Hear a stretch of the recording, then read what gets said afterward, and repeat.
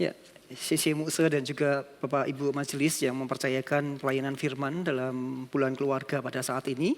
Dan ini minggu yang terakhir kita boleh bersama-sama memperingati, merayakan di bulan keluarga ini ya. Kita bersyukur karena gereja Stadion concern dan boleh bersama-sama bertumbuh dalam keluarga demi keluarga untuk terus semakin mengasihi Tuhan ya.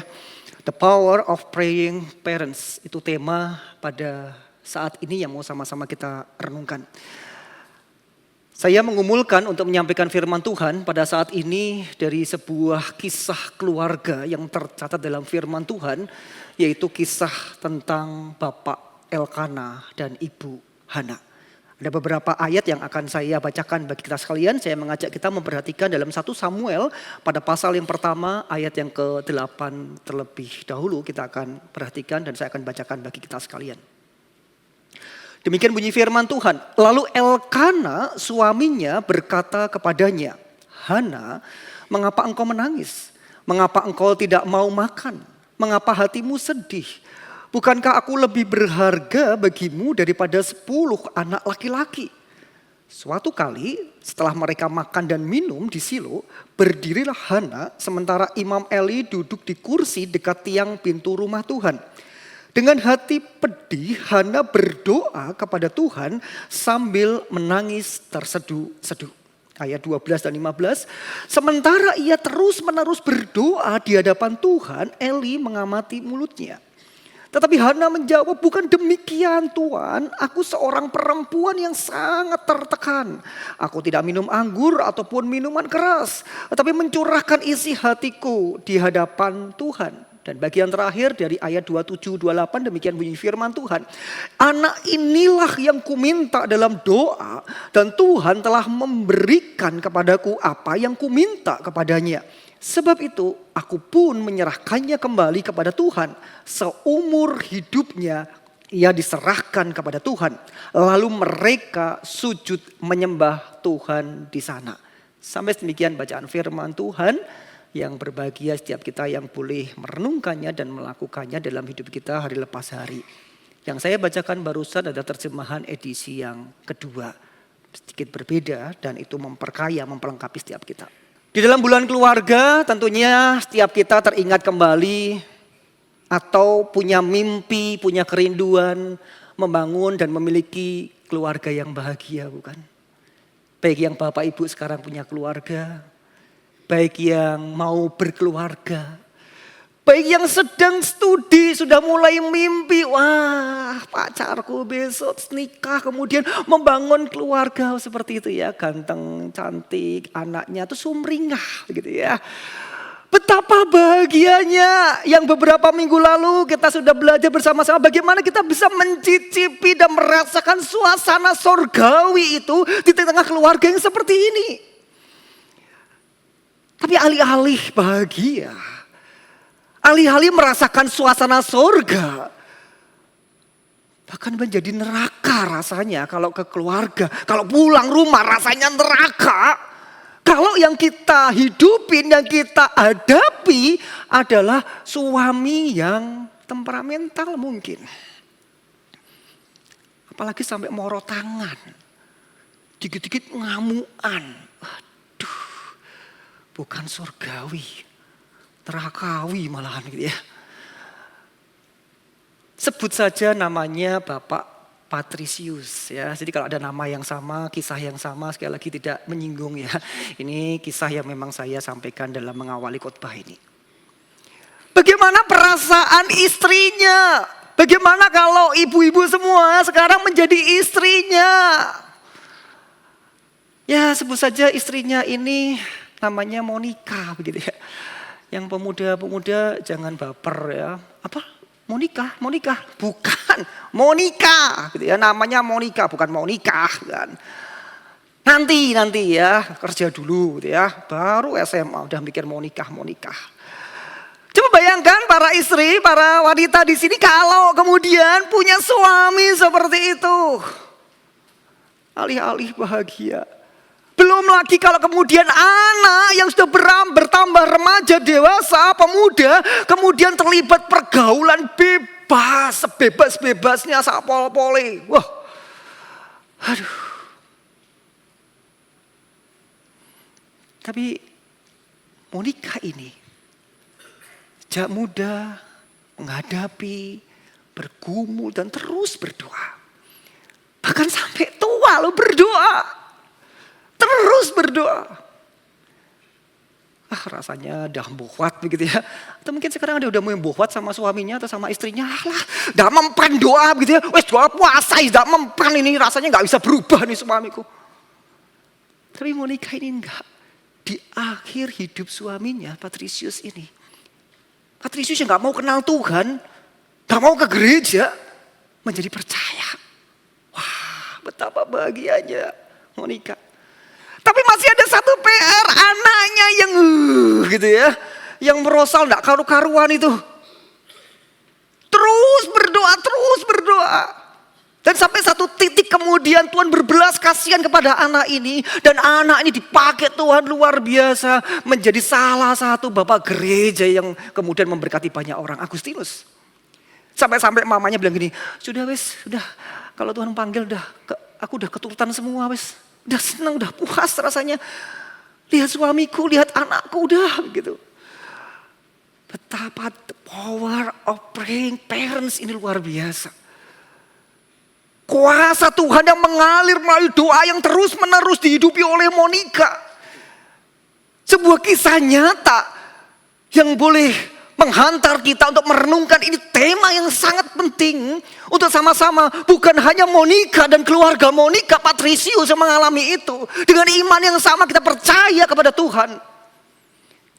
Bagaimana kehidupan doa itu mengalirkan kuasa ilahi dalam keluarga kita. Sehingga hari ini kita belajar dari kehidupan doa keluarga Elkana dan Hana. Yang pertama yang sama-sama kita pelajari adalah bagaimana kita membutuhkan partner in faith. Mitra di dalam iman. Kita perhatikan kisah ini berawal dari madunya Hana. Karena Elkana punya istri 2. Lalu yang terus menerus kemudian mengejek oleh Hana. Tapi ketika kemudian suaminya mengetahui ini. Kemudian suami mengatakan, mengapa engkau menangis? Bukankah aku lebih berharga bagimu daripada 10 anak laki-laki sekalipun? 1 anak laki-laki aja berharga bagi orang Yahudi. Gak hanya orang Yahudi, bagi kita mungkin mendambakan itu luar biasa.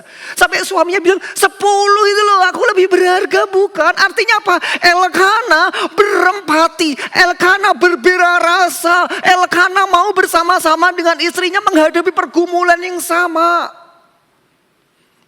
Memang terkesan dalam kisah ini Hana begitu ya. Terkesan ibunya aja yang berdoa, istrinya aja yang berdoa.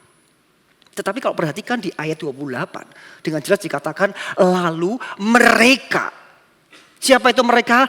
Hana dan Elkana itu sujud menyembah Tuhan di sana. Artinya sebagai suami istri mereka bersatu hati menghadapi peristiwa pergumulan yang sama. Baik itu bersama-sama ke bait Allah, baik itu dalam doa, baik itu dalam segala kehidupan mereka. Dan ini loh yang disebut sebagai warisan teladan iman dan karakter. Kalau Billy Graham mengatakan warisan terbesar adalah warisan iman dan karakter. Saya boleh tambah itu warisan terlama. Gak hanya terbesar, terlama. Kalau warisan kekayaan orang mengatakan 7 turunan tidak habis-habis. Iya berarti terbatas 7, 8 pun habis bisa jadi begitu ya. Tapi ini begitu warisan iman, begitu anak, cucu, cicit, cangga terus gitu. Terus ada. Memberikan satu teladan iman. Untuk bersama-sama bermitra. Tapi dalam konteks keluarga, mitra itu tidak hanya suami dan istri. Bisa jadi anak dengan orang tua. Bisa jadi kakak dengan adik.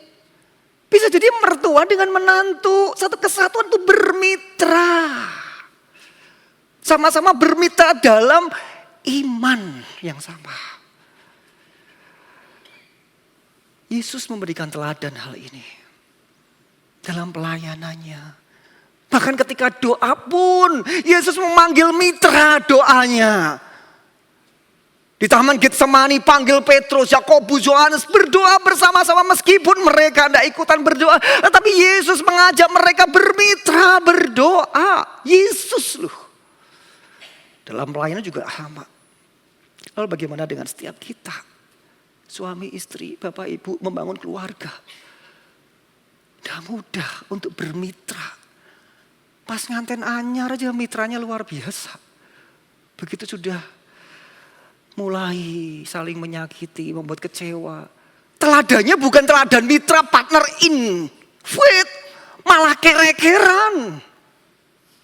Bukan saling care. Anak melihat itu dan bisa membuat anak trauma, gak mau nikah gara-gara papa mamaku berantem terus, ngapain aku nikah? Ria. Paham dan menyadari betul, gak mudah. Makanya sekolah Kristen Tritunggal, gereja stadion miliki itu. Bersyukur gereja punya sekolah yang luar biasa dipakai Tuhan. Mau bermitra dengan Bapak Ibu, para keluarga demi keluarga. Setiap minggu loh ibu-ibu dikumpulkan berdoa bersama-sama. Coba saya mau tanya jujur sama Bapak Ibu yang punya anak remaja sekarang. Semakin gampang gak sih mendidik mereka? Semakin kaku hati atau semakin gampang, anakku semakin gede loh. Dari SMP dulu, SMA sekarang semakin gampang, nurut gitu ya. Gitu. Gak usah dijawab, ada anaknya soalnya. Makanya perlu mitra. Gak cukup mitra dalam iman tuh berdoa, bukan. Yang belum ikut doa ikut ya, tanya sama si S-nya, kapan sih ada doa ibu-ibu di sekolah gitu ya. Aku mau gitu ya. Kamu mau doain suamiku. Ya boleh, enggak apa-apa juga dalam keluarga itu ya. Kan suami dan istri mendidik anak sama-sama. Tapi juga bermitra keluarga tadi, seminar nasional keluarga. Belum telat ayo daftar begitu ya. Wah, bagaimana bermitra ini penting dalam iman. Maka langkah pertama cari mitra itu, jadi mitra yang baik. Yang kedua adalah rely on God. Mengandalkan Tuhan. Gak cukup punya mitra, tapi mitra yang sama-sama mengandalkan Tuhan. Hana dalam situasi kondisi hati pedih, tertekan, nangis terseduh-seduh. Tahu siapa pribadi yang dituju. Dia tahu pribadi yang bisa dan patut diandalkan itu. Dia datang dalam doa kepada Tuhan. Dia tahu betul bagaimana ada Tuhan sang penopang, pemelihara hidupnya. Dia sadar dia manusia yang lemah. Dia sadar bersama dengan suaminya pun tidak siap untuk menghadapi gocokan hidup ini. Terus menerus loh, tiap tahun loh. Diejek kayak gitu.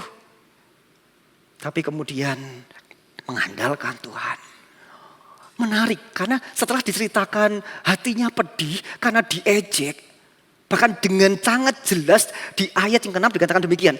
Untuk membuatnya geram, saingannya selalu menyakiti hatinya karena Tuhan telah menutup kandungannya. Sengaja tuh Penina memakai Tuhan, nama Tuhan untuk menjatuhkan Tuhan di depan Hana yang selalu mengandalkan Tuhan. Tuh Tuhanmu yang menutup kandunganmu.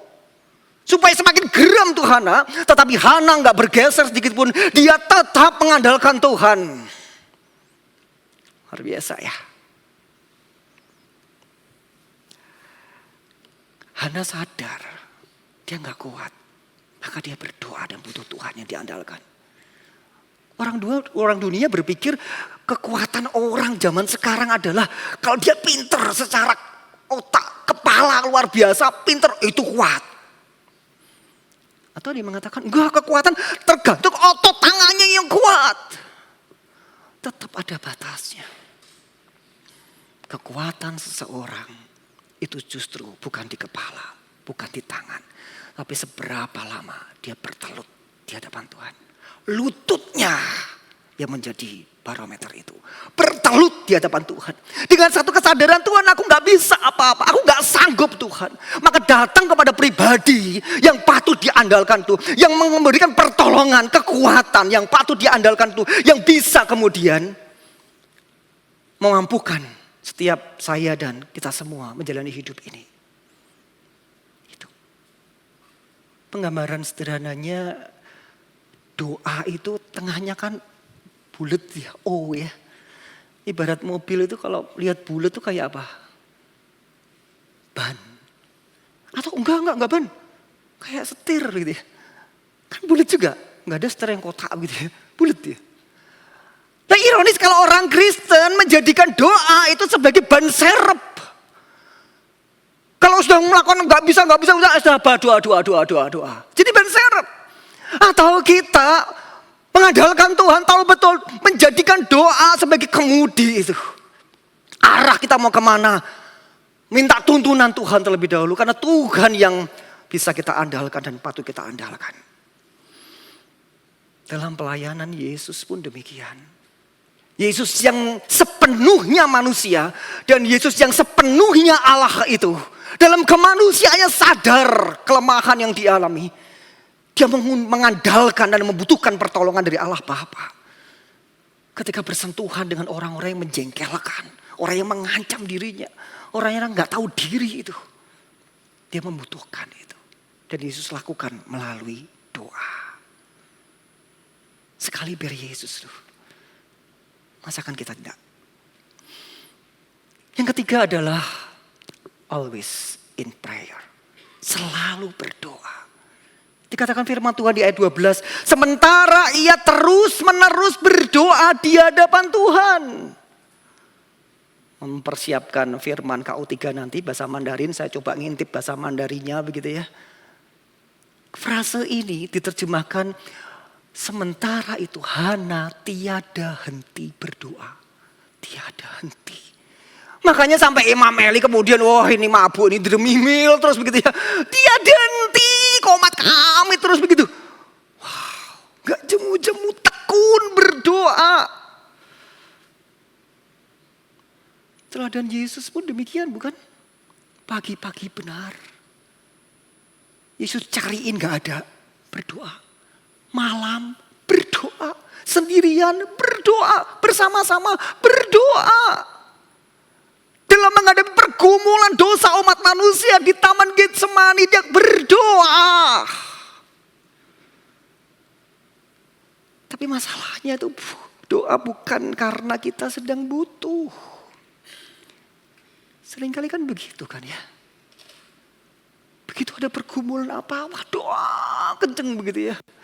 Doa itu bukan sekedar kita sedang butuh. Tapi doa adalah sebagai sarana kita membutuhkan relasi dengan Tuhan. Terkonek dengan Tuhan. Rick Warren menekankan hal ini. Bagaimana doa itu menjaga hati kita tetap terkonek berelasi dengan Tuhan. Kalau zaman sekarang HP kita gak terkonek dengan gak ada sinyal. Kita kan bingung ya. Ada wifi enggak? Kuotaku habis nih. Oh, bingungnya minta ampun. Gak hanya anak remaja ya. Gak ada anak-anak orang tua juga gitu. Bingung gitu ya. Tapi apakah sebingung itu, segopoh itu ketika kita gak terkonek sama Tuhan? Apakah kita selalu terkonek atau kadang konek, kadang enggak? Betapa menjengkelkan kalau kita punya HP kayak gitu. Kadang konek, kadang enggak begitu ya. Untung Tuhan gak jengkel sama kita ya. Kasihnya luar biasa gitu ya. Kita sekebangetan itu Tuhan tetap mau terima. Kita tungguin, kita ayo connect lagi yuk. Yes, kamu datang sama saya karena kamu pengen minta toh. Ya yes toh. Besok jangan lagi ya. Seolah-olah kayak gitu loh ngobrolnya sama saya ketika saya merenungkan. Iya ya. Tuhan mau setiap kita. Bagaimana kita punya relasi. Always in prayer. Selalu berdoa. Dan yang keempat adalah bagaimana kita berserah kepada Tuhan. Ya togat sungguh-sungguh. Tidak cukup punya mitra yang sama-sama mengandalkan Tuhan dan terus berdoa. Tetapi doa-doa yang dibarengin dengan sikap benar-benar berserah. Berserah itu bukan menyerah, putus asa, bukan. Berserah itu punya maksud aku percaya Tuhanku itu sebagai komandan keluargaku, komandan hidupku. Aku mau tunduk dan nurut kepada apa kata komandan. Kalau ada sebuah militer, komandan itu prajurit gak ada yang berani bantah. Kalau dalam dunia keraton, raja ketika ngendikan, memberikan perintah, abdi dalam langsung sendiko dawuh. Apa maksudnya? Apa kata raja diikuti? Enggak, jangan gitu raja, jangan dah. Kalau gini gimana? Enggak ada nyang-nyangan, enggak ada tawar-tawaran, enggak ada. Terus pokoknya apa dikatakan raja, siap laksanakan. Sebagai komandan tuh artinya begitu. Bukan malah kita menjadikan komandan sebagai pesuruh kita. Aku mau ini Tuhan, Tuhan yang turuti ya, Tuhan yang penuhi ya, Tuhan yang berkati ya, akunya maunya ini. Padahal Tuhan komandan loh, kita prajuritnya Tuhan.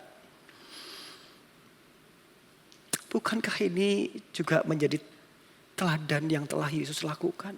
Di Taman Getsemani Tuhan mengatakan bukan kehendakku ya Bapa, kehendakmu yang jadi. Berserah ini yang kemudian dihidupi oleh anak. Bergumul punya anak. Pengen punya anak. Tapi kemudian dikatakan sebab itu aku pun menyerahkannya kembali kepada Tuhan. Seumur hidupnya ia diserahkan kepada Tuhan. Bahkan sebelumnya dikatakan maka hamba akan memberikan kepada Tuhan seumur hidupnya. Ayat 11 itu belum kejadian. Berserah sungguh-sungguh dan memberikan, kan percaya Tuhan yang komandan hidupnya, yang akan memberikan yang terbaik, dia yang mengatur hidupku, tak kasihkan anaknya nanti. Setelah kejadian punya anak beneran, 28 mencatat konsisten, tetap berserah. Lu bayangin punya anak loh, pengen punya anak, udah punya anak, malah diserahkan.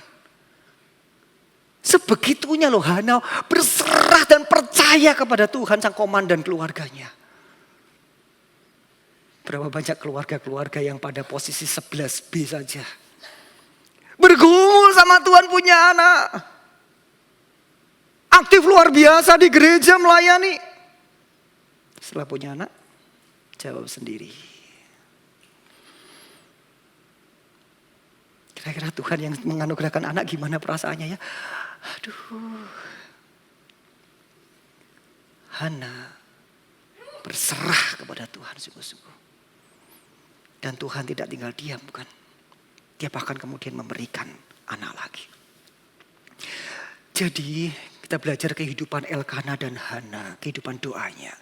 Bagaimana mereka sungguh-sungguh bermitra dalam iman menghadapi pergumulan. Mengandalkan Tuhan. Dan selalu berdoa dan berserah kepada Tuhan. Ini loh the power of praying parents. Rasul Paulus mengatakan berjemaat di Kolose pasal 3 ayat 20, bagi dialah yang dapat melakukan jauh lebih banyak daripada yang kita doakan atau pikirkan. Seperti yang ternyata dari kuasa, dari power, dari kekuatan yang bekerja di dalam kita. Jadi ketika kita berdoa kemudian terjadi perubahan yang luar biasa. Bukan kitanya, tapi kuasa Tuhan melalui doa kita itu loh. Yang luar biasa. Seperti yang terjadi dalam keluarga Elkana dan Hana. Seorang anak Samuel yang terus-menerus didoakan oleh orang tuanya, Hana dan Elkana. Bagaimana power itu dahsyatnya luar biasa.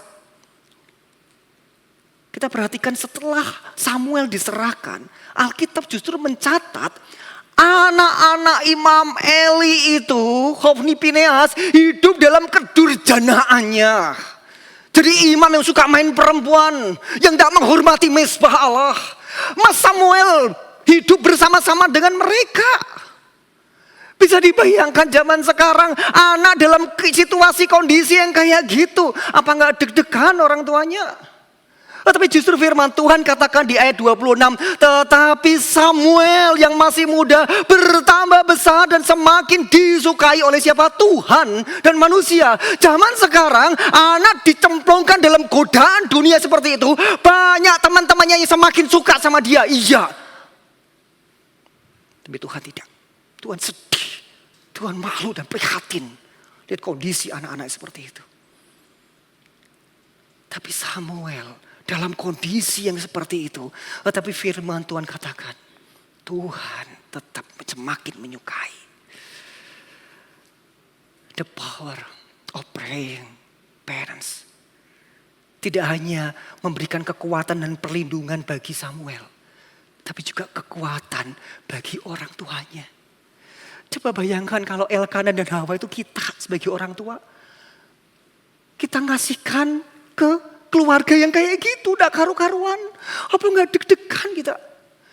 Apakah kasus viralnya anak-anak Imam Eli itu zaman sekarang mungkin dikatakan viral kemana-mana itu. Mungkin ada kemudian videonya, mungkin ada macam-macam bukti-buktinya, nggak karu-karuan. Apa nggak semakin deg-degan itu?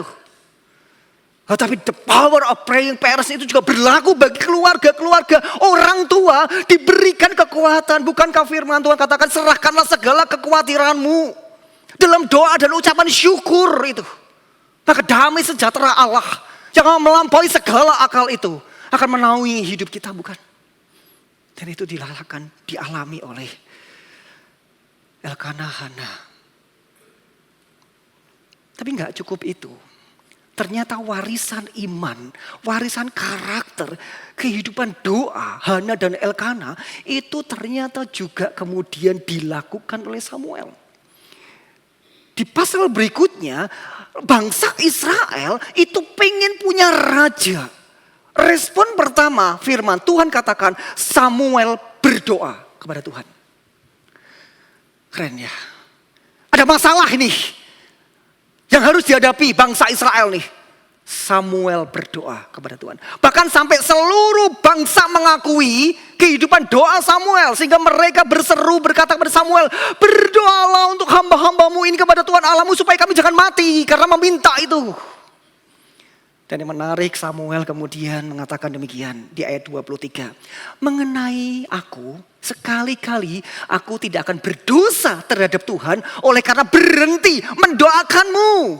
Nggak berhenti mendoakan, tapi aku akan mengajarkan kepadamu jalan yang baik dan lurus. Warisan iman itu terpatri dalam kehidupan Samuel. Dan Samuel kemudian melakukannya lagi. Samuel menjadikan doa sebagai kemudi, bukan ban serep. Bukankah ini yang kemudian dikatakan James Dobson? Orang tua punya panggilan untuk melatih anak-anak untuk hidup bagi Tuhan, mencari Tuhan, mengenalnya dan semakin mengasihi melayani Dia. Dilatih melalui kehidupan iman itu dalam doa. Doa di tengah-tengah keluarga. Dalam sebuah bukunya yang berjudul The Power of Praying Parents, Stormy Omartian. Dia bergumul tentang doa luar biasa. Bahkan gak hanya berdoa, doa orang tua. Tapi bagaimana doa itu mengubah pernikahan. Bagaimana doa istri, doa suami, doa ibu. Macam-macam ditulis tuh, doa pasangan di situ. Ketika berbicara mengenai doa orang tua ini dikatakan bahwa fondasi of parenting adalah doa orang tua. Bukan kekayaan. Bukan kepintaran, bukan warisan kekayaan. Fondasi mengasuh anak adalah doa orang tua. Doa orang tua membawa kita kepada berserah diri kepada Tuhan. Dan terjadi transformasi, kekuatan transformasi, perubahan yang wow. Yang kadang-kadang kita gak habis pikir, loh kok bisa ya suamiku berubah? Kok bisa ya istriku berubah? Loh kok bisa ya anakku berubah? Jangan pernah remehkan the power of praying parents ini. Sehingga dalam sebuah perenungan singkatnya, seorang ya boleh dikatakan teolog gitu ya. Di zaman sekarang yang terus bergumul, bergelut dan banyak membantu keluarga-keluarga di dunia ini. Dr. James Dobson. Dia secara sederhana singkat mengatakan demikian. Never stop praying for your children. Jangan pernah berhenti berdoa untuk anak-anak saudara. Bukan hanya ketika anak-anakmu masih kecil, masih sekolah, masih kuliah. Jangan hanya berhenti itu. Kalau anakmu sudah berkeluarga, bekerja, bahkan punya anak, terus doakan mereka. Karena mereka butuh dukungan doa dari orang tua. Bukan wis pentas dah nikah wis bar. Aku mau ngurusi meneh. Wis. Nggak. Orang tua terus berdoa bagi anak-anaknya. Terus berdoa. Sehingga the power of praying parent itu betul-betul dirasakan oleh seluruh keluarga. Sehingga kita bisa menikmati dan menghidupi bagaimana karya Tuhan, kuasa Tuhan luar biasa. Satu keluarga itu mitra dalam iman. Istri sama suami. Suaminya sendiri. Sama suaminya sendiri eker-ekeran. Sama suaminya orang lain. Aduh. Gak ada ya di sini ya. Kan belajar Elkana sama Hana. Suami istri ini bermitra. Kakak dengan adik. Bermitra di situ. Sama-sama mengandalkan Tuhan. Sama-sama selalu berdoa. Tak henti-hentinya. Dan berserah sama Tuhan sang komandan keluargaku.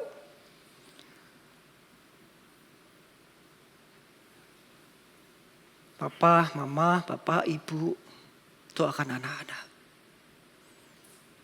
Meskipun lagunya hanya di doa ibuku namaku terdengar. Bapaknya enggak doa. Enggak juga. Bapaknya berdoa. Atau kadang-kadang anak, aku gak pernah dengar mamaku berdoa nyebut namaku. Ya bukan berarti mamamu, papamu gak pernah berdoa buat kamu. Tapi bagi anak-anak, kamu lebih senang mamamu, papamu berdoa. Menyebut namamu, baik terdengar maupun tidak. Dalam situasi mamamu, papamu bangga luar biasa. Punya anak sepertimu yang takut akan Tuhan. Melayani Tuhan luar biasa. Cinta Tuhan luar biasa. Dia bawa namamu pada Tuhan. Tuhan, aku bersyukur engkau menganugerahkan anak. Atau papa mamamu menyebut nama kamu karena pergumulan dosamu. Seperti Monica melihat Agustinus yang gak karu-karuan hidupnya. Sama-sama disebut namamu dalam doa orang tuamu. Halo anak-anak. Sadar. Jadi orang tua zaman sekarang gak mudah. Namamu terus tersebut. Ketika engkau melakukan dosa. Ketika engkau melakukan kesalahan. Ketika hidupmu gak sesuai dengan apa yang Tuhan mau. Bukan berarti papa mamamu kemudian diam dan cuek. Gak mau tahu. Bergumul mereka tanpa kamu ketahui.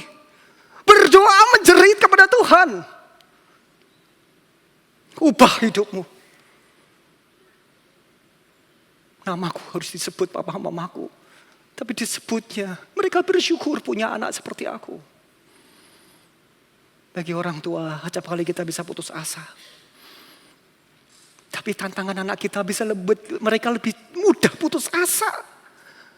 Maka butuh orang tua yang bermitra, yang tahu, yang saling mendoakan.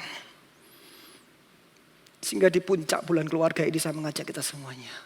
Keluarga demi keluarga, baik yang ada di gereja ini, maupun keluarga-keluarga yang sekarang sedang streaming di YouTube masing-masing, di rumah masing-masing. Syukuri keluarga adalah anugerah. Ada kekecewaan, ada kemarahan, kejengkelan. Bawa dalam doa.